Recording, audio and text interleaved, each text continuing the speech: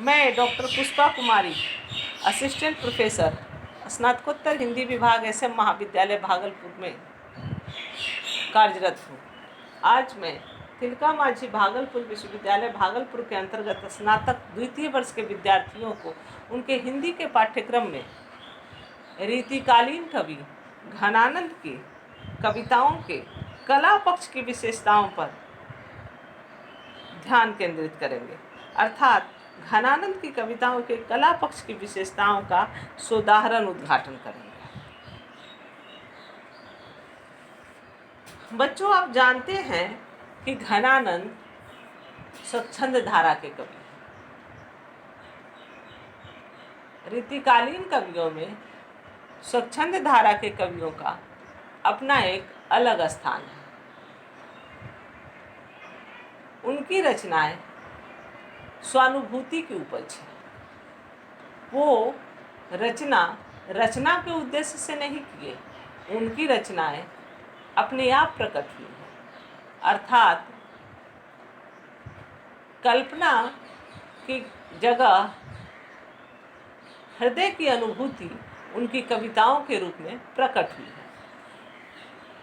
ये विशेषताएं स्वच्छंद धारा के कवियों में घनानंद में कुछ अधिक ही हैं। इसके बावजूद अगर उनकी कविताओं पर ध्यान केंद्रित किया जाए तो उसमें कला पक्ष का भी विशेष महत्व मिलता है। कला पक्ष अर्थात कवि की कविता करने की क्षमता पर एक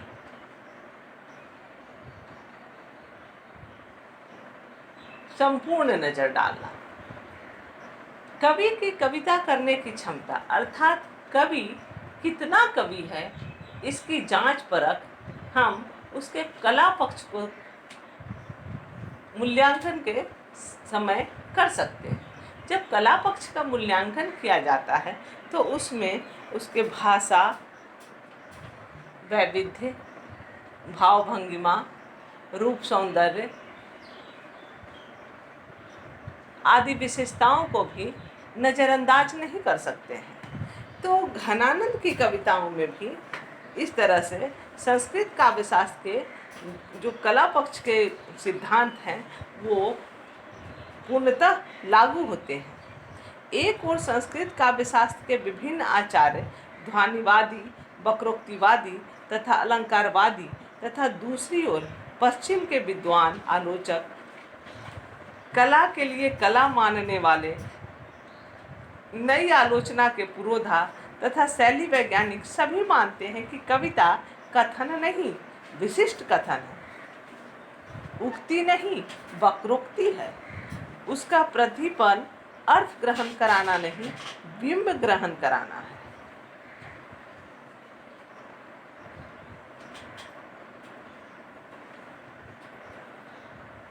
कथन को विशिष्ट, उक्ति को वक्र बनाने तथा शब्द में अनर्थकता भरने के लिए ध्वनि सिद्धांत से लेकर 7 टाइप्स ऑफ एम्बिग्युइटी की चर्चा होती रही।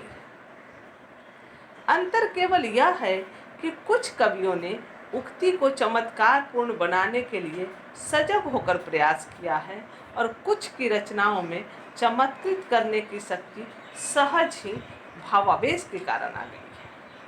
प्रसिद्ध कवि आलोचक कोलरिज की भी मान्यता थी कि भावावेश के क्षणों में भाषा स्वतः अलंकृत हो उठती है, कवि को उसके लिए प्रयास नहीं करना पड़ता। घनानंद ऐसे ही कवि थे। उनकी कविता का कला पक्ष उतना ही समृद्ध है जितना भाव पक्ष, पर उसके पीछे आयास नहीं है। पाठकों को चमत्कृत करने के उद्देश्य से उन्होंने अलंकार योजना आदि पर ध्यान नहीं दिया है। उनके काव्य का अनुशीलन करने वाले को सहज ही पता चल जाता है कि अलंकार योजना में वह किसी भी अन्य रीतिकालीन कवि से कम पटु नहीं थे। शब्द शक्तियों का ज्ञान ही नहीं, उनका प्रयोग भी हमें आश्चर्य विमुक्त करता है।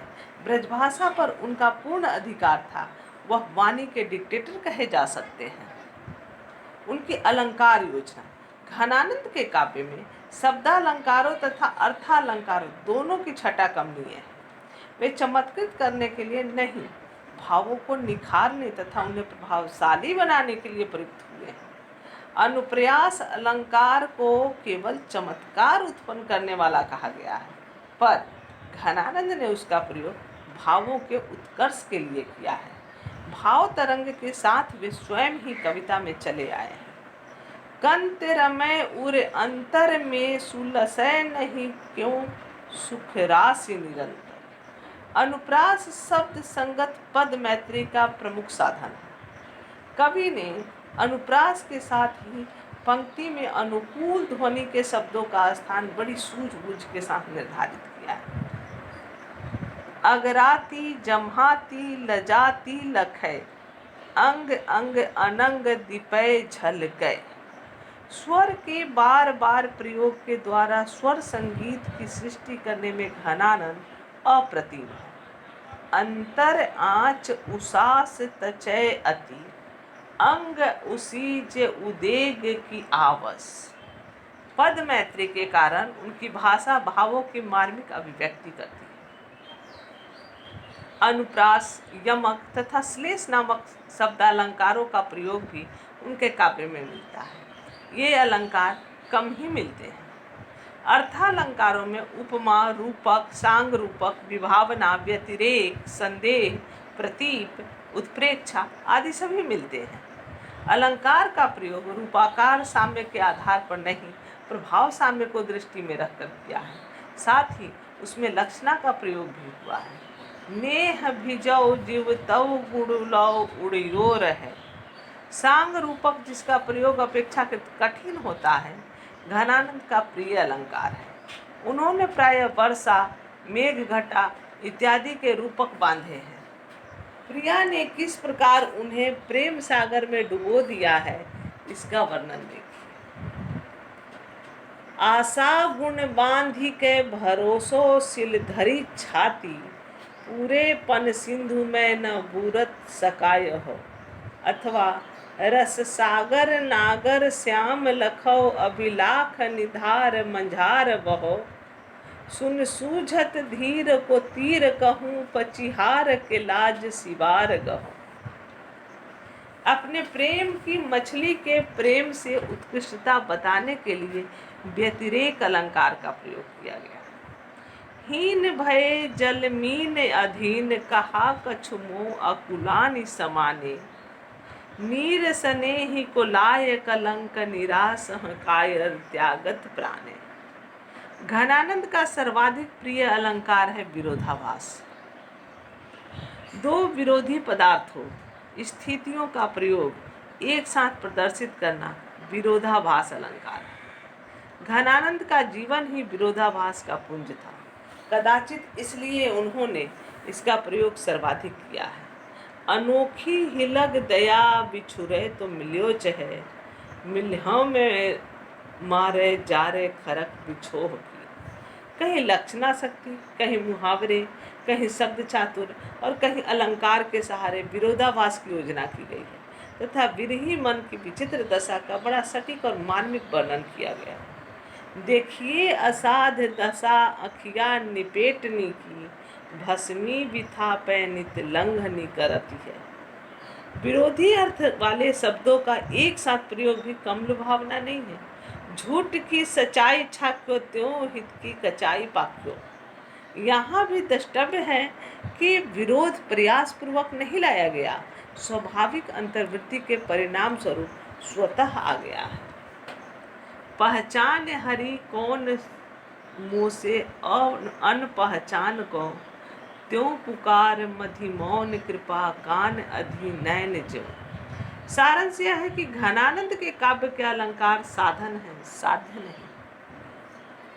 काव्य में कथन वक्रता के प्रमुख दो भेद हैं, वाग वैदग्ध तथा उक्ति वैचित्र। जहाँ कथन में विशेष प्रकार का सौंदर्य उत्पन्न हो, उक्ति मार्मिक बन उठे, पाठक के हृदय पर सीधे चोट करे, वहाँ वाग्वादिध्यता मानी जाती है। उसमें हृदय की मार्मिकता अधिक होती है, चमत्कार कम। वह भाव सम्मत होती है। सुर की गोपियों के उद्धव के प्रति कहे गए वचन वाग्वैदग्ध की श्रेणी में आते हैं। उधो मन नाही 10-20, एक हुतो सो गयो श्याम संग अवराधो तुम ईस। या मुरली तव गोपालहु भवती सुनरी सखी, यद्यपि नन नंदन नाना भांति न जापति। इसके विपरीत उक्ति वैचित्र में कथन चातुर्य अधिक होती है। भाव की मार्मिकता पर आधारित कथन वाग्वैदग्ध है और कथन की चतुराई पर अलंकार आदि द्वारा संयोजित उक्ति वैचित्र है। घनानंद की रचना में दोनों मिलती है, यद्यपि वाग्वैदग्ध अधिक है। जहाँ कहीं उन्होंने प्रिय की कठोरता, विश्वासघात, उपेक्षा भाव का वर्णन किया है, उपालंभ दिया है, वहाँ वाग्वैदग्ध है। इन उक्तियों में विरोधाभास अधिक मिलता है और भाव अत्यंत मार्मिक है। हाथ साथ लाग्यो पे समीप न कहू लहे, विरह समीर की झकोरनी अधीर ने, नीर भिजो जीव तव गुड़ी लो उड़े रहो। शब्द चमत्कार, अलंकार योजना द्वारा जहाँ उन्होंने उक्ति को अनूठा चमत्कार पूर्ण बना दिया है, वहाँ उक्ति वैचित्र है। घनानंद उक्ति वैचित्र की कला में भी निष्णात थे। ये उक्तियाँ भी कम मार्मिक नहीं हैं, क्योंकि भाव प्रेरित है। तुम कौन सी पाटी पढ़े हो लला, मन ले हूँ पे दे हूँ छटाक नहीं। या हो घन आनंद जीवन मूल दई, कित प्यासन इमारत मोही। भावों की तन्मयता, अर्थात हम कह सकते हैं कि निष्कर्ष के रूप में भाषा पर पूर्ण अधिकार तथा छंद में संगीत माधुर्य देखकर लगता है कि घनानंद ने अपने भावों के मोतियों की लड़ी को भाषा और छंद की डोरी में पिरोकर ऐसी आभा मंडित मुक्तिमाला तैयार की है कि उसकी तरल दीप्ति सभी सहृदय पाठकों को मुग्ध कर देती है। धन्यवाद।